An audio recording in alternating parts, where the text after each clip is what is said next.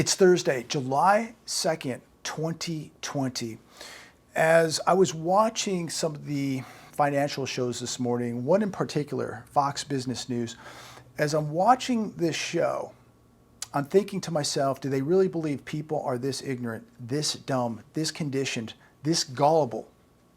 When they come out and say the economy has created 4.8 million jobs. Do you really believe this economy, the one that we talk about on a daily basis, that is in a depression, multi-millions of people jobless, debts and deficits soaring? Do you really believe that this economy created 4.8 million jobs? I believe that there are people who have returned to existing jobs. I believe that there may be some job creation, but there is no way that 4.8 million jobs have been created in this economy. But when we look at some of the statistics that go with this, they say 40% of all these jobs were in leisure and hospitality. So these are all low-paying jobs, and the people returning to work now will probably make less. A majority of them will make less than when they were sitting at home picking up unemployment and the $600 bonuses. So what kind of impact will this have on the economy? It's probably not going to have much of an impact. Again, these people have less money now to go out and spend because they're not getting the $600 bonuses. They're back working at the hotels and the restaurants, earning less money than they were a couple weeks ago. But going back to this 4.8 million, what this tells me is they are flat out lying to you. This is a bunch of propaganda. They're lying about the employment numbers. They're lying about the economy. They're lying about the stock market. We cannot trust any of this data at this point. And to go a little further, we got the weekly jobless claims, and they continue to rise. CNBC today, 1.42 million jobless claims filed last week. This is the 15th straight week where claims remained above 1 million. I mean, this is historic. I mean, we are averaging well over 1 million unemployment claims every week for 15 weeks. So how could this economy be creating 4.8 million jobs? It did not create 4.8 million jobs. Many people who went to work just went back to their old job. There is no job creation taking place in this depression. We're not making anything. We're not producing anything. 70% of our GDP is based on hospitality and leisure. And these are low-paying jobs, and now people are going to really struggle as they roll off the $600 bonuses. Here's an article today, wolfstreet.com. Never before have I seen so much fake unemployment and jobs data by the Bureau of Labor Statistics. Labor Department nails it. The number of people on federal unemployment programs, including gig workers, is soaring. That is a fact. A record number, 31.5 million people, were actually receiving state and federal unemployment insurance benefits in the latest week, and that this record number of people were actually unemployed as per the Labor Department. The BLS is now underreporting unemployment by at least 13.7 million people. As the BLS says, 17.8 million people are unemployed as of June. So this is a big, big lie. But they're hoping that people buy it. They're hoping that you believe it, that things are actually getting better. But you know they're not. Look, I was at my local mall today. Absolutely horrific what is taking place. No cars in the parking lot. Many of the stores are closed and gone forever. We've lost the Sears there. The JCPenney's is hanging on by a string. It is just a matter of time before that mall meets its doom. And this is just a sign of the times. But when you go out and you see what's going on now, right here in California, most of California, you cannot go in and dine at a restaurant. It is back to takeout only. And as I drive around here, I see many restaurants closed for good, permanently closed. And it's just, I cannot even believe what is taking place. They are literally strangling. It seems to me almost like an agenda that they are purposely strangling this economy. Daily Mail, more than 700 cars wait in a 2-mile line in Miami for food. Is this really a surprise? So does this really look to you like almost 5 million jobs were created in June when we have 700 cars in a 2-mile line in Miami, people waiting for food? No, this is because half of America doesn't have a job. Unemployment is soaring.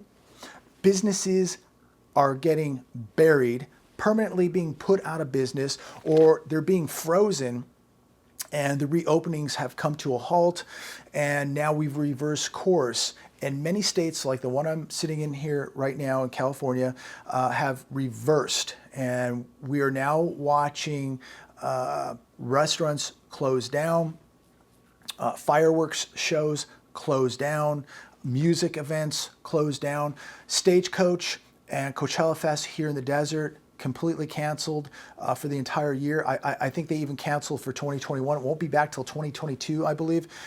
Just imagine the impact, the multi-millions of dollars, hundreds of millions of dollars that this small area here in the Coachella Valley loses now because of a couple music events. It's just unbelievable what it's doing to the small business owner, to restaurants, to the resorts, the big ones, the little ones, what it's just doing to the entire economy out here. But people are telling you and I everything's coming back. I'm here to tell you there is no V-shaped recovery, and there will be no V-shaped recovery. They're hoping that you will be ignorant. They're hoping you're going to believe the lies and the fairy tales. But take a good look around. Look, I was just at the mall. I'm driving around. There's a lot of cars, a lot of people out driving. But a lot of people aren't spending money. A lot of businesses have closed up permanently. The restaurants it's takeout only.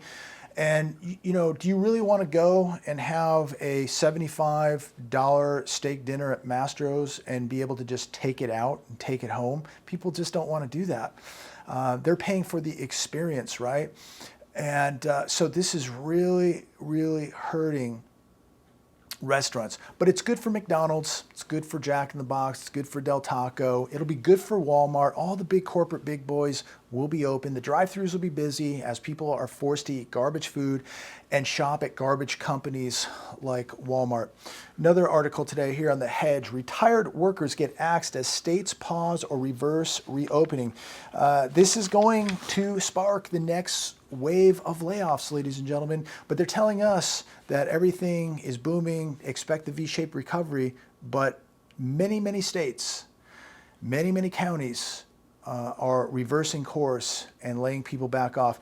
Here's a interesting story here in the article. Jeffrey Bank, who heads a la carte restaurant group, was in the process of reopening his restaurant based inside the Tropicana Casino in Atlantic City last week, but the reopening has been delayed. Bank says he will lose $100,000 in the false restart and will lay off 100 people who he just recently rehired. These people will have to get back in line for their unemployment benefits. And, you know, when you look at the amount of money that this government has spent on unemployment in June, over $100 billion in unemployment insurance, who's paying for this? How does this country continue to just keep writing checks when in using a credit card when it's not producing, when it's not making anything, and when now we're back to a frozen economy? It's unbelievable, ladies and gentlemen. Don't take my word for it. Use your own two eyes. Take a look around what's going on.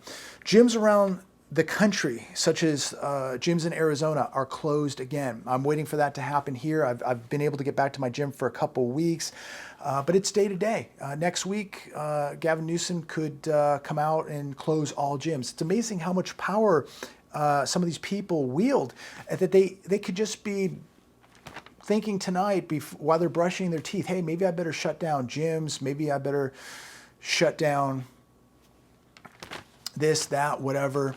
It doesn't matter to them. They don't understand people's livelihoods, their future, their lives, their incomes. their employees. Everything is dependent on this. Ron Smith, who owns 13 McDonald's in the Las Vegas area, his dining rooms are closed again. This is going to force the U.S. economy into a death spiral as we continue to watch these relapses and we continue to watch consumption get smashed. Consumption continues to plunge.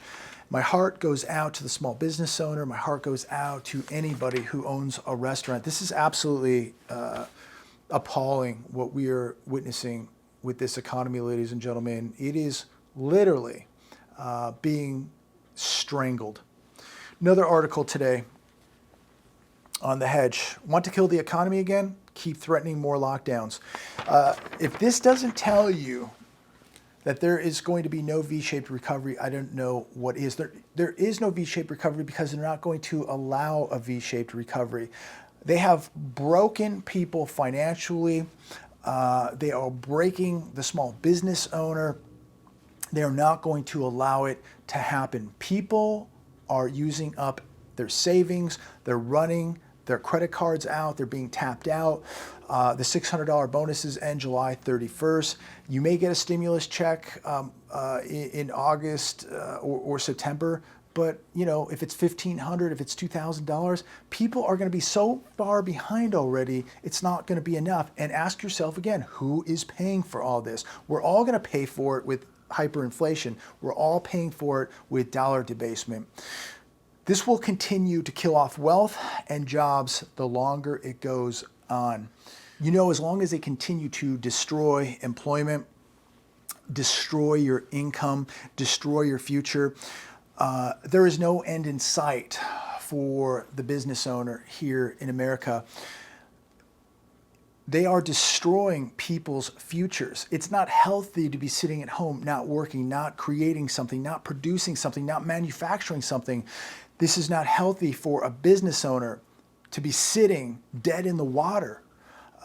You know, this country is all about innovations, creation, making things, people going to work, feeling good like you did something, you accomplished something, you put in a day's work, you got a day's pay. Wages are going down. We're losing jobs. People are losing their incomes. They're getting deeper into debt. They're turning to credit cards. They're dependent now on the government for unemployment insurance, $600 bonuses, stimulus checks. What is going to happen when all that runs out? There are just not going to be enough jobs out there for most Americans. And people who have kids, people who have bills, mortgages, car payments, you know, I'm telling you, I'm getting very concerned. I'm getting very scared with what I'm watching take place. On top of that, we're sitting on a social powder keg that could ignite at any given second. This election is going to be one of the most important in American history. There's just so many things happening socially, politically, and this economy has never been worse than it is now. And again, this president takes credit for it. I have no idea why. He takes credit for the stock market. I have no idea why. It is completely 100% propped up by the Fed. And now they're propping the economy up with these bogus numbers. 98% of you know exactly what's going on. You know this is all bogus. You know it's all propped up. And I feel sorry for the people out there who have not been preparing. I feel sorry for the people out there who have lost jobs. These are incredible, uncertain times. I mean, I've never seen anything like this. I'm sure most of you have never seen anything like this. Nobody has. We have never been where we are today. And this is why it's so important to be preparing. It was so important to be preparing years ago and to continue that preparation right now. It's going to get a lot worse, ladies and gentlemen. I hate to tell you that. It gives me no satisfaction to report what is happening to this great country. It gives me no pleasure talking about how bad this economy is. You are now in the Greatest Depression 2.0. We don't know how bad it's going to get, but it's going to get very bad. It's going to be the most severe depression America has ever seen, and it's going to last a very long time. It's going to take a very long time to recover from what we're heading into. We're not at the bottom of anything. We are just heading into it. We have no idea how bad this can get. We are broke as a country. We are in big trouble socially. We're in big trouble politically. A lot of people have sold this country out. We've sent all of our jobs east. And my biggest concern is China. And it should be a big concern of yours too. But you know, we have major concerns here. This country doesn't wake up and start producing and making things if we don't start paying down these debts and deficits. You know, it's a matter of time before the pensions go bust, states and municipalities go bust. It's already happening. It's already happening. You're going to wake up one day and we're going to hear about a large pension going broke, a state going broke. Illinois probably going to be the first one. But the trillions of dollars that are unfunded in these pensions, the trillions of dollars of debt that states have racked up, almost $27 trillion of U.S. debt now. Ladies and gentlemen, I don't think you need anything more than a little bit of common sense to understand that this thing is going to really get messy. So make sure you're preparing the best that you can. I'm going to leave it there. I wish I had better news, but again, I get no pleasure in reporting the facts. And I wish this channel could just tell you about all the great news and report all the great news, all the new job creation, how we're paying down debts, how the household is actually saving money in paying off debt. But the household, the U.S. household is drowning in debt. Corporate America drowning in debt. The U.S. government drowning in debt. How can a country survive when it's nearly $27 trillion in debt? Somebody please answer me that. And we are printing money like there's no tomorrow. The only thing we can do now to put off the inevitable is print more money. We're at 0% interest rates. What are we going to do from here? How far negative will we go? And how much more money will we print before the whole thing blows up? And that's what's going to happen.